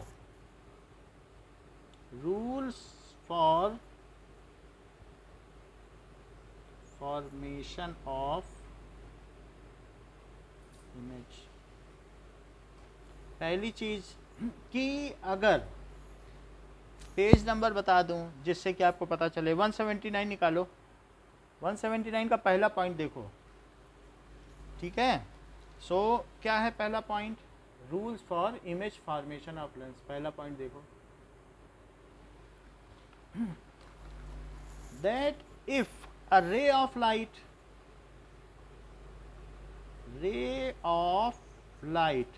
falls parallel to principal axis। जहाँ पे कोई डाउट हो, सामने रखा है, मैं करके दिखा दूंगा, इसलिए कहीं पर भी कुछ भी दिक्कत हो तुरंत पूछो, क्लियर करो। If a ray of light falls parallel to principal axis, then after reflection through, reflection बोलो तो थ्रू लिखना, ठीक है, और आफ्टर रिफ्लेक्शन होता है तो फ्रॉम होता है, फ्रॉम मिरर, एंड थ्रू का मतलब अंदर चली गई है। After reflection through convex lens it passes through, इस पासेस फ्रॉम, अब ये कहाँ से गुजरेगी बताओ, उस जगह से गुजरेगी ना। अब वहाँ थ्रू वाली जगह कोई चीज़ नहीं है, पासेस फ्रॉम, उस जगह से गुजरेगी। पासेस फ्रॉम फोकस, फोकस लिख लो, बुक कहती हो प्रिंसिपल फोकस तो प्रिंसिपल फोकस लिखो, प्रिंसिपल फोकस कह रही। चेक करो ये क्या बात कह रहा है कि ये चीज़ है और ये रे आई पैरेलल, तो इसे कहाँ से गुजर जाना चाहिए। सही बात है कि करके दिखाएं। अगर पैरेलल आए then from which point it should pass, then it should principal focus से पास होनी चाहिए। मान लो मैं, ये चीज़ है, सीधी लाइट तो सीधी निकल गई, और जो ये आई तो ये कहाँ से गुजरेगी, क्या ये प्रिंसिपल फोकस से गुजरी। देख लो, एक बिल्कुल सीधी है और दूसरी कहाँ से गुजरी, एक बिल्कुल सीधी निकल गई जो यहाँ से, और दूसरी प्रिंसिपल। बोलो बात समझ में आ गई। अब आप हमारा फिगर देख लो, है भाई। अच्छा, अगर मान लो इसमें होता तो क्या होता, एक को तो सीधी निकाल दो, बिल्कुल सीधी, और जो दूसरी है वो डाइवर्ज हो रही है, लेकिन क्या ये अपीयर टू डाइवर्ज फ्रॉम, पीछे से कहीं से अपीयर टू डाइवर्ज हो रही क्या। So it appear to diverge from a point back side से, और वो होगा प्रिंसिपल फोकस। तो ये देखो, it passes through principal focus, और ठीक है, then after refraction through convex lens it passes through principal focus, and after refraction through है और कॉनकेव लेंस। अब अगर कॉनकेव लेंस हुआ तब क्या होगा, it appear to diverge from principal focus. अब देखो ये चीज है कि यदि रे पैरेलल गिरी तो गिरने के बाद क्या ये डाइवर्ज हो जाएगी, ठीक है, और डाइवर्ज होगी तो कहाँ से अपीयर टू डाइवर्ज होगी। यहाँ पे एरो बनाने की जरूरत नहीं, क्योंकि हम एक रे की बात कर रहे हैं, ये नहीं बनाएंगे। अच्छा, then it appear to diverge from, ये फोकस है, इसमें F1 है प्रिंसिपल फोकस, और इसमें क्या है F2। दो चीज़ें बताई हैं श्रेयान, दोनों ये पूरा रिपीट करो जैसे मैंने बताया है, बोलो।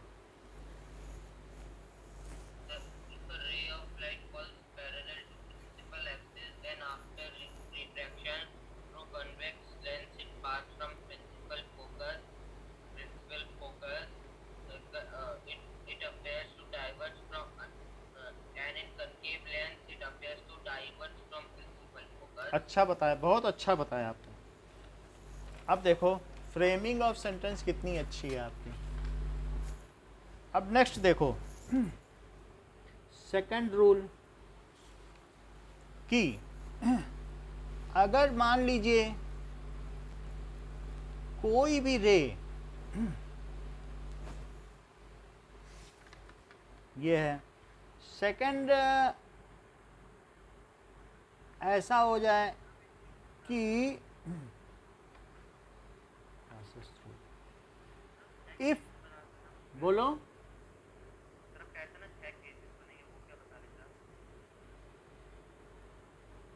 थोड़ा तेज बोलो कुणाल, क्या कह रहे हो।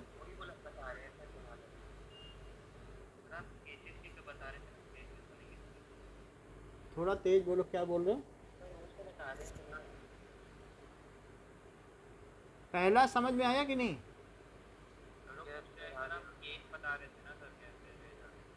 हाँ, रेस का तो बता दिया ना आपको। रेस देखनी है क्या इस वाले केस में, कि अगर समझ में आया कि नहीं, ये तो प्रिंसिपल फोकस है, और जो दूसरी रे है तो वो क्या वहाँ से पास होती हुई नहीं लग रही, जैसे पीछे से आ रही हो। It appear to diverge. बोलो। अब देखो, अब हमारा सेकंड केस क्या कहता है, if a ray of light passing through principal focus, just उल्टा है, reversibility of light. If a ray of light passes through principal focus, then after refraction through,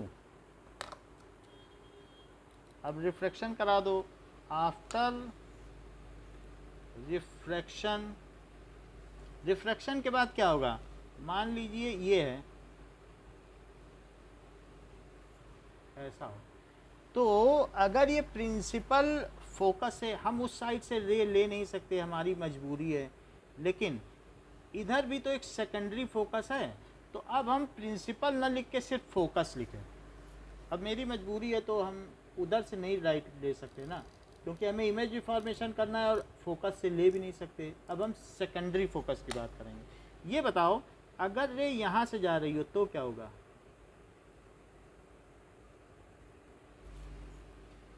है वही चीज़। देखो ये F1 है, ये F2 है। मैं आपसे ऐसी बात करूं कि मान लो मैं ऐसा ले पाता, या हमको ऐसी अनुमति देती फिज़िक्स कि मैं ले पाता, तो रे अगर है यही चीज़, रे की कोई डायरेक्शन करके तो नहीं है, अगर मान लो इधर से आती है तो क्या इधर ना चली जाती। उल्टा कर रहा हूँ मैं, पिछले डायग्राम से दिखा देता हूँ आपको। ये था, सिर्फ मैंने रे का डायरेक्शन चेंज किया। चेक करो, ये देखो एक है। बताओ दोनों फिगर में अंतर है क्या? सिर्फ किस चीज का अंतर मैंने किया बताइए। तो अगर रे फोकस से गुजरे तो क्या पैरेलल हो जाए? लेकिन मैं अब इधर से डाल रहा हूं क्योंकि उधर से हम ले नहीं सकते ना रे, तो क्यों ना F1 से डाला जाए। टॉर्च इधर रख लो तो बात तो वही रही ना, टॉर्च इधर रखो चाहे उधर रखो, बात फर्क होगी क्या? लेंस तो सिमेट्रिक बिहेव करता है। So when ray passes through focus, principal focus ना लिखना, बस यही काम है, सेकेंडरी फोकस से पास होगी, तो देन आफ्टर रिफ्लेक्शन क्या हो जाएगी? Will it become parallel?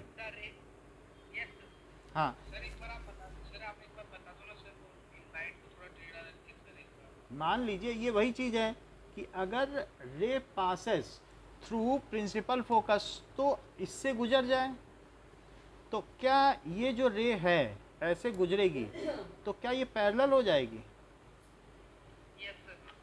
मेरा ये कहने का मतलब है it becomes parallel. So if when ray passes, देखो बिल्कुल वैसी रे बन रही कि नहीं बन रही? सो हाँ बोलो।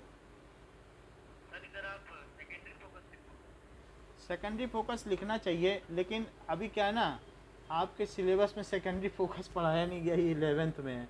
लिखना चाहो तो सबसे अच्छा है, तो यहाँ पर हम लिख सकते हैं, इसीलिए हम बच रहे हैं लिखने से, लेकिन सेकेंडरी फोकस इसका नाम है, 11th में बताया जाएगा। So it passes through secondary focus, then after reflection क्या होगा? हाँ, रे becomes parallel to principal axis after reflection through convex lens है ये, समझ में आई बात?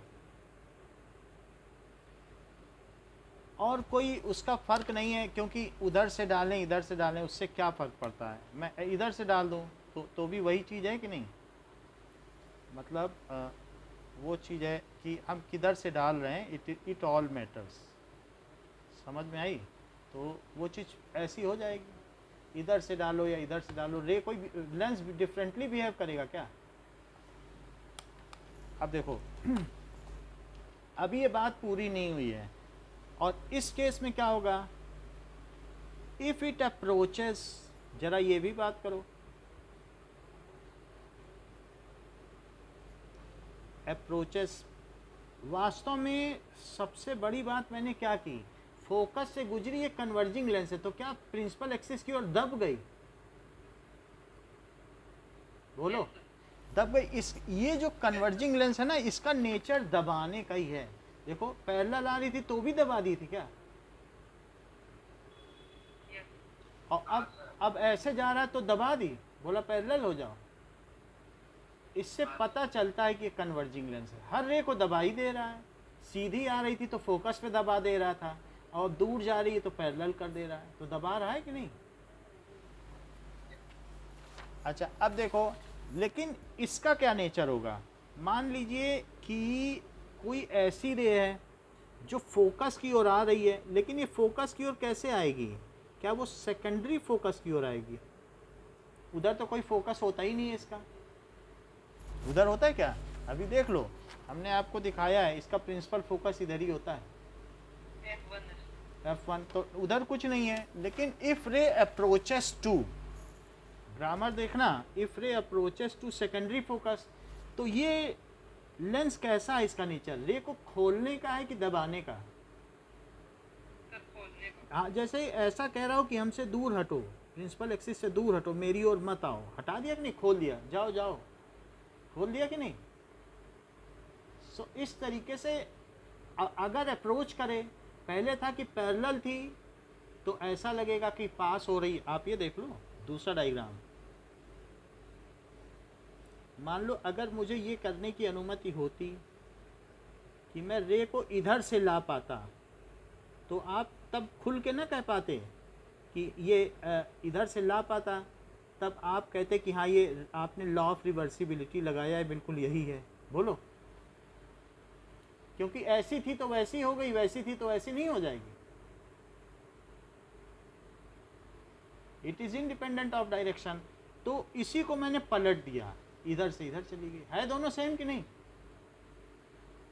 कि रे अगर क्या हो, कि अगर रे फोकस की ओर आ रही हो तो क्या होगी? फोकस की ओर अगर आ रही हो तो क्या पैरेलल नहीं हो जाएगी प्रिंसिपल एक्सिस? ये चीज हो गई। सो यही चीज हो रही है। So ray is coming towards focus and now it has become parallel to principal axis. तो देख लो, आपको लेंस भी दिखा दें, ये है, दिख रहा है भाई? बताओ, वही उल्टा है, बस एरो बदल दिया। तो अब ये देखो, इफ रे अप्रोचेस टू, अब प्रिंसिपल फोकस नहीं लिख सकते, ये F2 यहाँ पे क्या है? सेकेंडरी फोकस, ठीक है, secondary focus. Then after refraction ray becomes parallel to principal axis। दोनों बातें बताओ यश, सेकंड रूल की बताओ। If a ray of light passes through secondary focus, then after refraction, ray becomes parallel to principal axis through convex lens. हाँ, Or sir, if ray approaches to secondary focus, then after refraction ray becomes parallel to principal axis हाँ, ये किस case में है? through concave lens. ये second point हो गया, concave lens. एक और पॉइंट है, थर्ड पॉइंट, इफ रे पासेस थ्रू ऑप्टिकल सेंटर। मान लो ये है, ये हमने मिरर ले लिया, अब इसमें ऑप्टिकल सेंटर से ऑब्लिकली पास करें तो क्या वो सीधी चली जाएगी? फिर ये मुड़ेगी नहीं, मतलब ऑप्टिक सेंटर से जाएगी तो क्या होगा? Will it pass straight? बोलो। तो एक ये भी रूल है कि इफ रे पास थ्रू ऑप्टिकल सेंटर,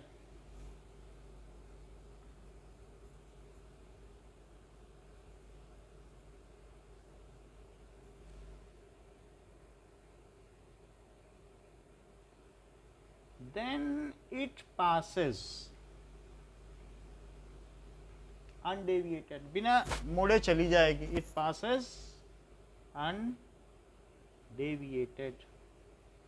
बिना मुड़े चली जाएगी। जरा चेक तो करो, मान लीजिए ऐसा है और ये ऑप्टिकल सेंटर से गुजर रही है, तो क्या ऐसे ही गुजर जाएगी? और अगर ये है और इसके ऑप्टिकल सेंटर से पास हो रही है, तो क्या ऐसे ही पास हो जाएगी बिना डेविएट हुए? समझ में आ गई बात? Is it okay? श्रेयान बोलो, क्या बोल रहे हो? ठीक है, so it passes undeviated. Now अब जबकि हमें ये सारी चीजें पता चल गई हैं, तो साइन कन्वेंशन देख लें। साइन कन्वेंशन, साइन कन्वेंशन में अगर मान लें एक ऑब्जेक्ट यहाँ पर है, ये ऑब्जेक्ट है, एक रे ऐसी लो, ठीक है, तो अब अगर एक ऐसी रे ली गई है, तो बताओ जो पैरेलल रे आती है वो कैसी जाती है?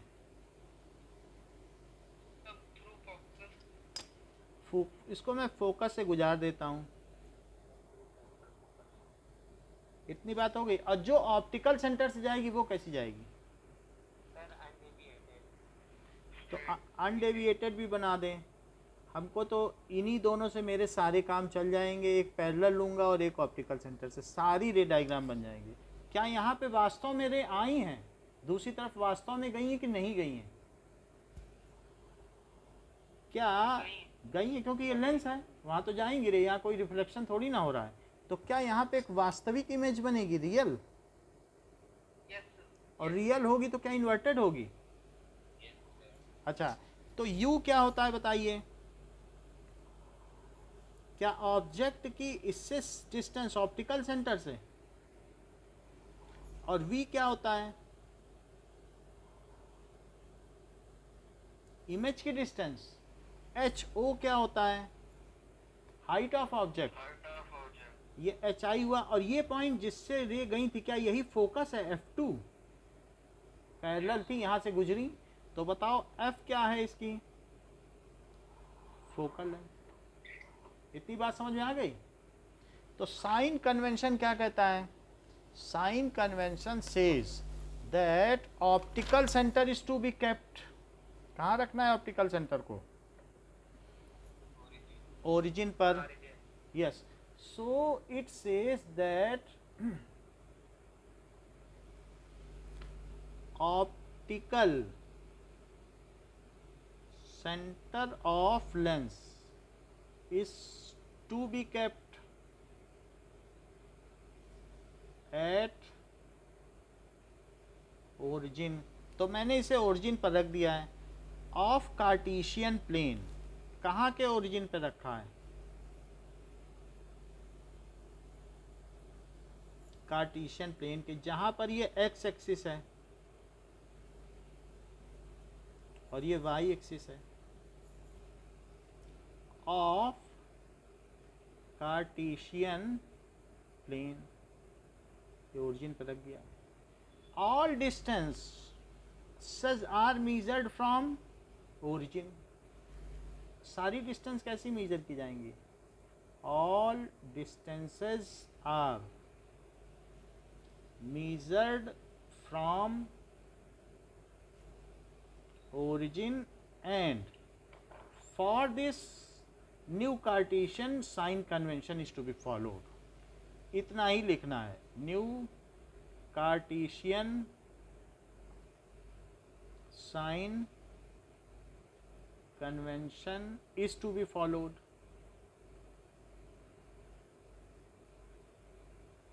कहने का मतलब है लेफ्ट वाली निगेटिव लेना और इधर वाली पॉजिटिव। अगर प्रिंसिपल एक्सिस से ऊपर जाओ तो कैसे लोगे, और नीचे जाओ तो negative. Sign of magnification remain same, बाकी सब चीजें सेम है और जो बाकी हैं वो भी सेम है। यही आपका ये है। Now image formation through convex lens 6 cases हैं, जैसे पहले थे वैसे ही इसमें, जो कॉनकेव का था वही इसमें। सो इमेज, पेज नंबर देख लो, पेज नंबर 180 है। इमेज फॉर्मेशन थ्रू, अभी आपने जो पैरेलल वाले बताए थे वो क्या थे? अभी तो रूल बता रहा हूँ ना कि इमेज बनाने के लिए रे पैरेलल जाएगी तो कहाँ से जाएगी, और ऑप्टिक सेंटर से जाएगी तो कहाँ जाएगी। जैसे 5 रूल उसमें नहीं बनाए थे मिरर में, कि कहाँ से जाएगी तो कहाँ से जाएगी, ऐसा बताया था कि नहीं? ऐसा बताया। तो अब रूल पता होंगे तभी तो इमेज बनाओगे, और ऐसे मैं कह दूँ यहाँ से है, यहाँ से जाएगी, तो क्या पता। अब आपके माइंड में 3 रूल है ना, जैसी मैं रे ले जाऊँगा वैसे करोगे, रूल के बेसिस पे ही तो कोई इमेज बनाओगे। अब ये बात देखो, मान लो कि कॉन्वेक्स लेंस में, ये देखिए, नाउ जस्ट एक मिनट, अब देखो कि सर ये रोटेट हो गया। ओके, लैंडस्केप मोड में कर दीजिए। वो ठीक है, अभी सही कर देते हैं। अच्छा, अब देखिए कि ये देखो, पहला केस क्या है, ऑब्जेक्ट इज एट, ये एट इंफिनिटी। ए केस क्या है,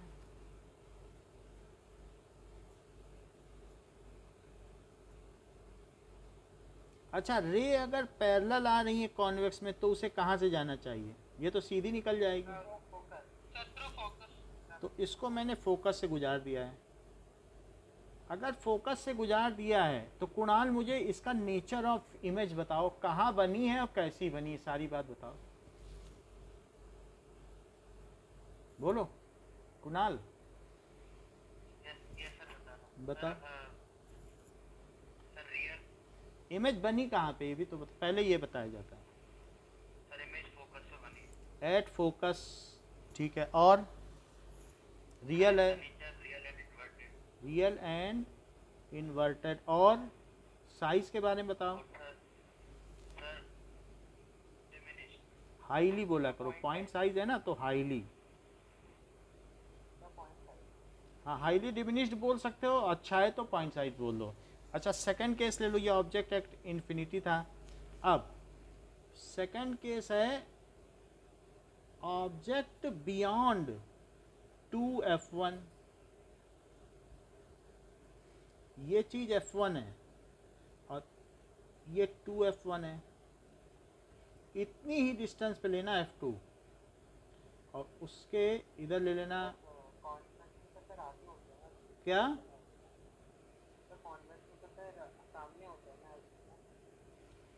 कॉन्वेक्स में पूछो, क्या पूछ रहे हो?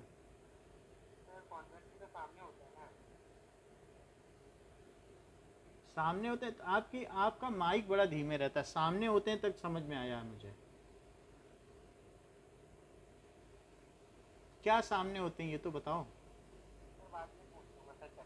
हाँ तो इतनी बात समझ में आई। 2f1, f1 इधर होता है हमेशा, f2 उधर रहता है। फर्स्ट रिफ्रैक्शन के लिए f1, ये 1 है, ये 2 है, और यहाँ पे ये आपने ऑब्जेक्ट रख दिया, तो ऑब्जेक्ट कहाँ है बताइए?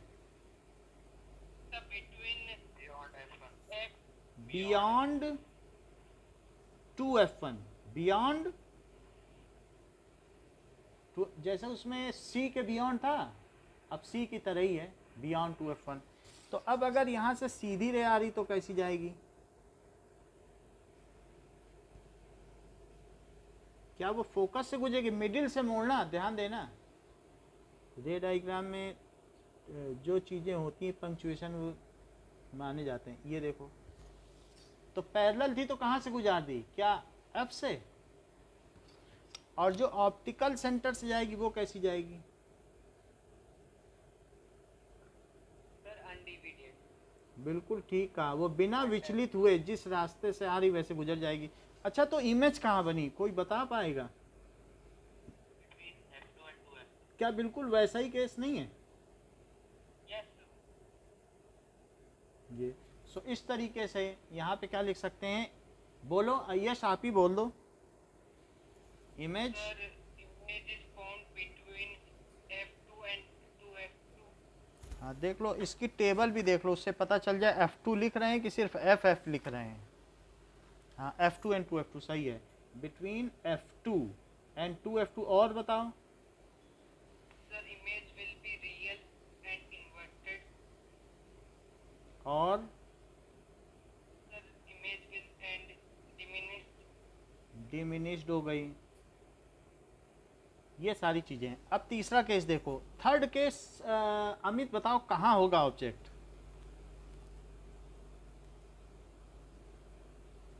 अमित बताइए, अब हम ऑब्जेक्ट को कहाँ रखें?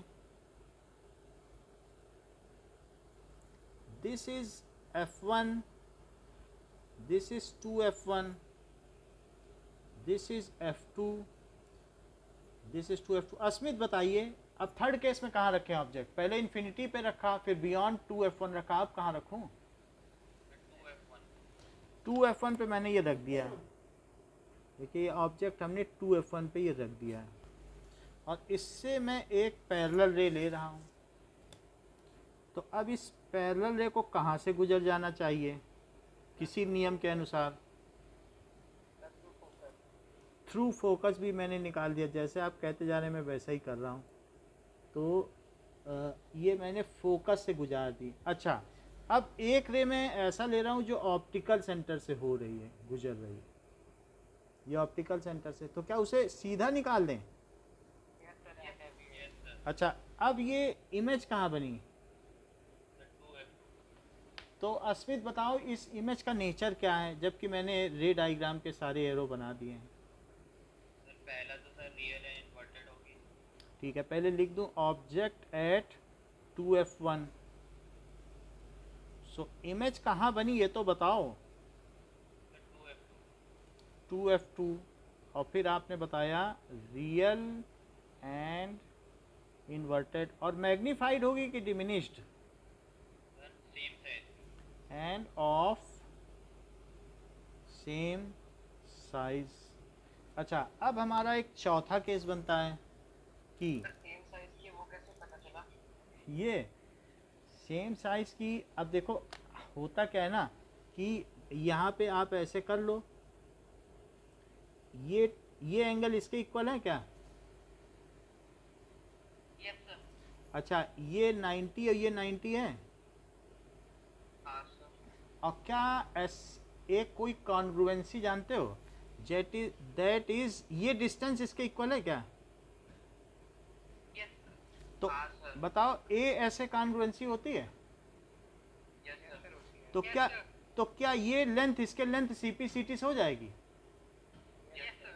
और फिर क्या ये लेंथ इसके इक्वल हो जाएगी? हाँ सर। समझ में आ गई बात? हाँ सर। हाँ आगे। ठीक है, अब आगे बढ़ो। अब देखिए जो नेक्स्ट केस है हमारा, इसमें नेक्स्ट केस में हिमांशु, ये मुझे बताओ ऑब्जेक्ट मुझे कहाँ रख देना चाहिए?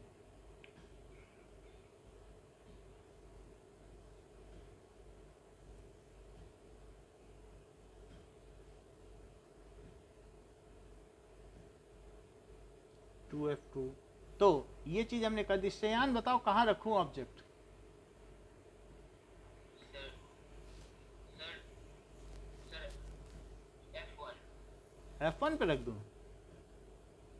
अभी हमने 2F1 पे रखा है, अब कहाँ रख देना चाहिए? पहले वाले में 2F1 पे रखा था,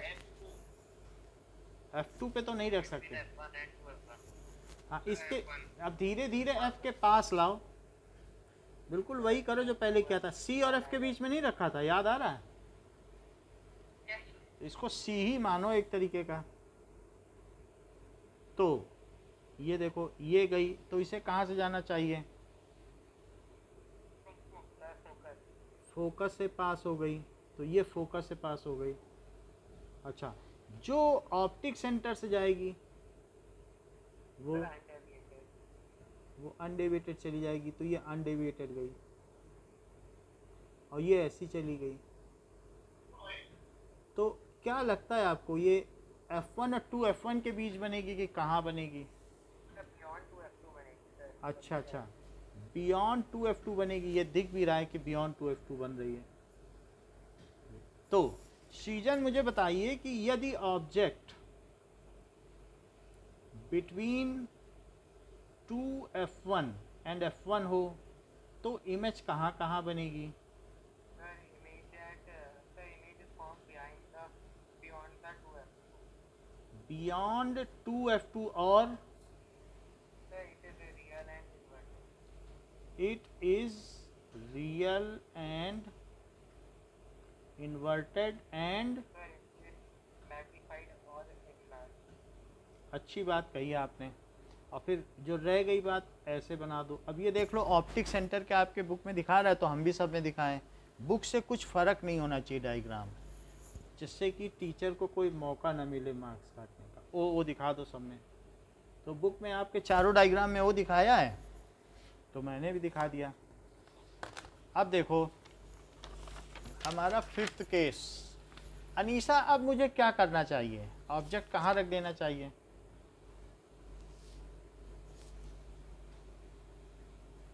नो, 5th केस देखिए। ई, Sir, ईशा नहीं है। अच्छा ठीक है। नाउ ये सब प्रांजल बन गए। प्रांजल बताओ। Yes, sir. अब कहाँ रखूँ ऑब्जेक्ट? Sir, F1 पे। F1 पे रख दिया है। अच्छा, वैसे कॉनकेव का कुछ केस याद आ रहा है? अगर F1 पे रखते थे तो क्या होता था, कैसी इमेज बनती थी? Magnified. मतलब कितनी मैग्नीफाइड? थोड़ी की उसी साइज की? तो अब ये देखो, ये जो पैरेलल रे थी वो कहाँ से पास हो गई? ऐसी पास हो गई। और जो ऑप्टिक सेंटर से थी वो कैसी पास हुई? तो ये रेस कहाँ मिलेंगी? मतलब पैरेलल होगा तो फिर ये तो मतलब इमेज तो बनेगी नहीं सर। बनेगी, लेकिन ये कहाँ मिलती हैं? पैरेलल रेस कहाँ मिलती हैं? Sir infinity. क्योंकि कहीं ना कहीं मिलेगी। अगर रेस पैरेलल है then they will meet at infinity. अगर ये इन्फिनिटी पे बनेगी तो फिर ऑब्जेक्ट कैसा होगा? क्या सर? हाँ भाई, अगर इन नीचे बताओ। हाँ, अब सारी चीज़ बताइए कि यदि ऑब्जेक्ट एट F1 तो इमेज कैसी होगी बताओ? सर ये पहले इन्फिनिटी पे बनेगी इमेज। इमेज एट इन्फिनिटी, ये बात सही है। अगर object at F1 then image at infinity, ये लिख दो एट इन्फिनिटी। और कैसी होगी? सर ये रियल बनेगी और इन्वर्ट। रियल एंड इन्वर्टेड और सर ये हाईली मैग्नीफाइड होगी। And highly magnified. अच्छा, अब देखो ये एक 6th केस है। तो कुणाल मुझे बताओ कि अब मुझे ऑब्जेक्ट को कहाँ रख देना चाहिए? F1 के और ऑप्टिकल के बीच में। ठीक है, ऐसा कर देते हैं। F1 और 2F1 और ये F2 और 2F2। तो मैं यहाँ रख देता हूँ ऑब्जेक्ट को। ये चीज़ जो गई है ये पैरेलल जा रही है। अब पैरेलल होगी तो कहाँ से पास होगी? पैरेलल है, so it should pass through principal focus. और लेकिन अगर मान लो ये ऑप्टिक सेंटर से गई होती तो कहाँ से पास होती? यहाँ से। अब देखने वाले को क्या लगेगा कि लाइट तो सीधी चलती है। So what he will visualise, इस लाइट को देखने से उसे क्या लगेगा कि क्या ये कहीं पीछे से आ रही हैं? तो उसको लगेगा कि पीछे से आ रही है, तो पीछे मिलाएगा रेस को और इधर भी पीछे मिलाएगा, तो यहाँ कहीं मिल जाएंगी रेस। और जहाँ पीछे मिलेगी वहाँ पे वो डॉटेड डायग्राम बनेगा, क्योंकि वहाँ पर रे कभी गई नहीं पीछे, रे तो आगे बढ़ती गई। वहाँ अगर वो स्क्रीन रखेगा तो उसके कुछ हाथ लगेगा, वहाँ एनर्जी पहुँची भी है जहाँ पे इमेज बनी है। कागज़ रख दो कुछ मिलेगा, रे तो यहीं से इधर लौट गई। तो यहाँ रखोगे आपको कुछ भी कागज़ में नहीं आएगा, रोशनी तक नहीं आएगी।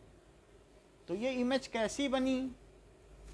So object between F1 and O, तो अगर बिटवीन F1 एंड O है तो बताइए यश कैसी बनी इमेज? सर इमेज बनेगी सर बियॉन्ड लेंस। हाँ, बिहाइंड लेंस। हाँ sir behind lens. Image sir between 2F1 और F1 नहीं बोल सकते। नहीं, ऐसे हमेशा नहीं बनेगी, उसका कोई वो ऐसे नहीं बन रही है यहाँ पे। अभी आपको ऐसा लग रहा है, लेकिन अभी मैं थोड़ा इधर उधर कर दूँ, यहाँ भी बना सकता हूँ। बिहाइंड लेंस और sir virtual and erect. Virtual and erect और एंड मैग्नीफाइड। ये देखो, मान लो जैसे कि अगर हमारा ये लेंस है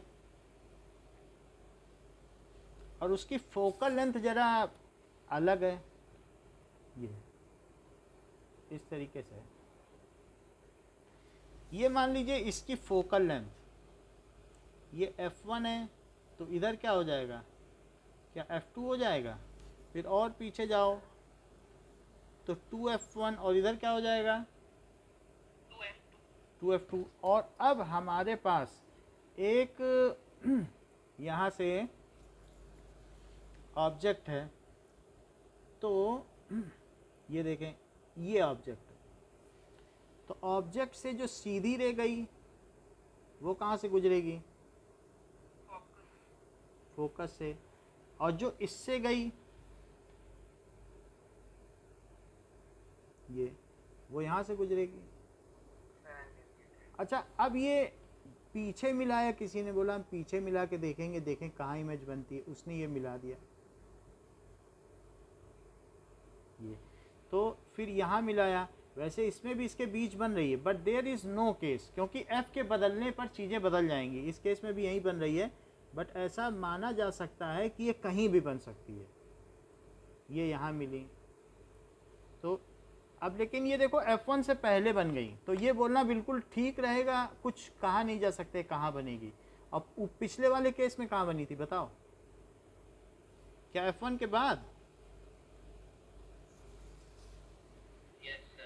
तो ये कभी ना बोलना कहाँ बनेगी, ये कोई नहीं जान सकता कहाँ बनेगी। समझ में आई बात? बिहाइंड लेंस बोलना सही रहेगा, इसके अलावा कुछ भी बोलना गलत रहेगा।